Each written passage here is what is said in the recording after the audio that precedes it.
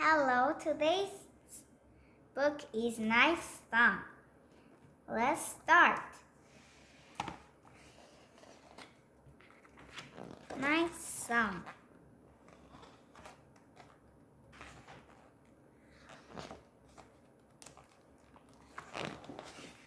The sun has set, and the shadows clinging in the walls of the cave began to wake and whisper. Try roll, little wing, the Bam mother said to her child. Tonight you must fly out into the world, and I will wait here for you. But the night is dark, Mama, darker than the moth's eye, darker even than the water before dawn, the little bat exclaimed, twitching his ears this way and that. I know, whispered his mother, and when it is that dark outside, I cannot always see, Chiro admitted, stretching his wings. There are other ways to see, she told him, other ways to help you make your way in the world. How? Use your good sense. What is sense? The little bat asked. His mother folded him in her wings and whispered into his waiting ears. Sense is the song you sing out into the world, and the song the world sings back to you. Sing and the world will answer. That is how you'll see. Now fly from our cave to the pond where we bats eat like best to eat. Have your breakfast, then fly home, but do not go farther than the pond, not unless your song is short. And then she let him go. Tyra fell into the cold air for an instant, then flapped and turned and flew out past the mouth of the cave and into the waiting night.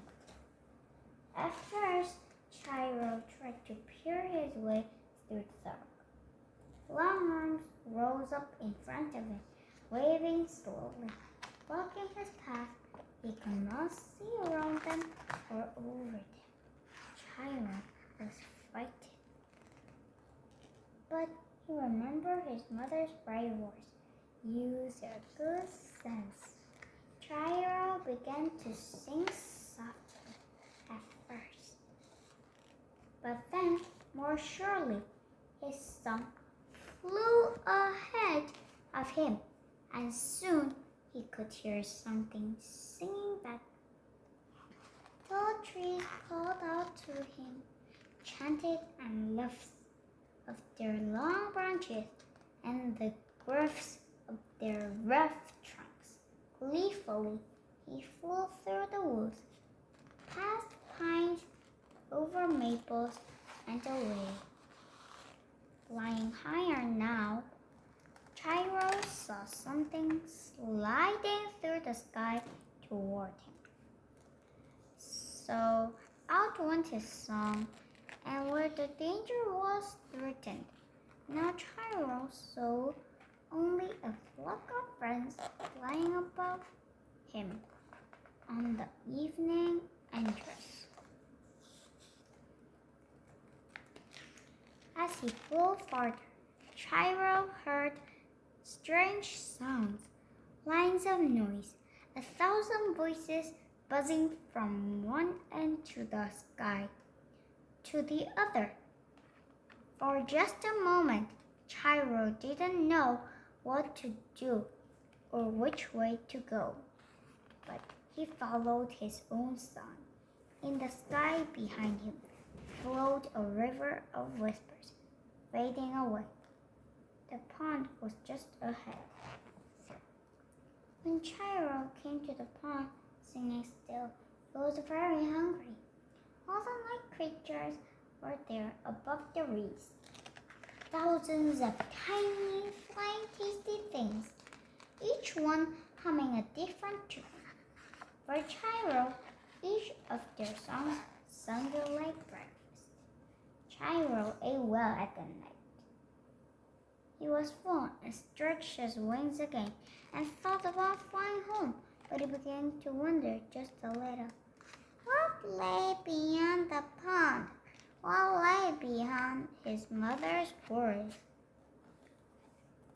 So Chiro flew a bit farther, and the familiar fell away from him, out of the margins of the wood. Then he was truly on his own. He flew fast toward a high dune, each grain of sand calling out in chorus, and as he passed, Chiro flapped up and over the top of the dune and out over the strand, singing louder than even he sang before.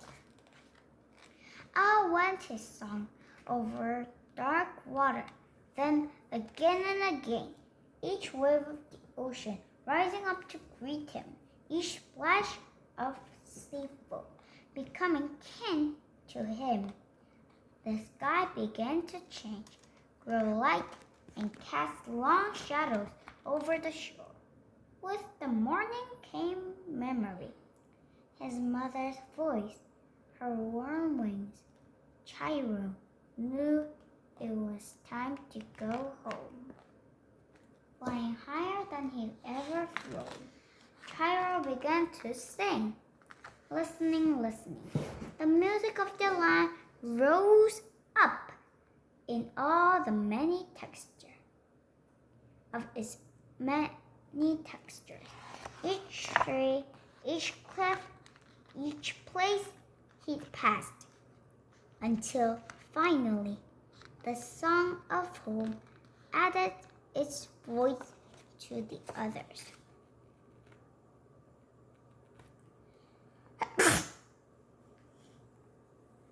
His cave, carved out from blanketing shrubs and pillows of moss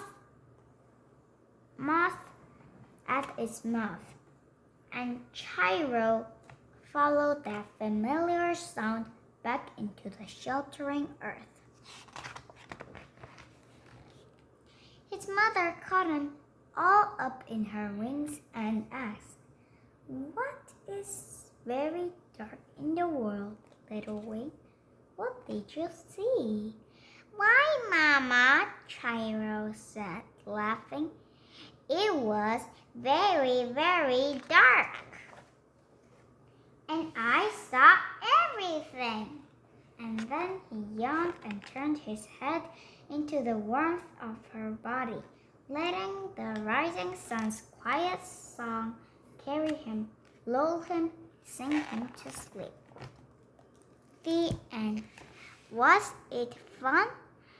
Have a nice day. Bye-bye.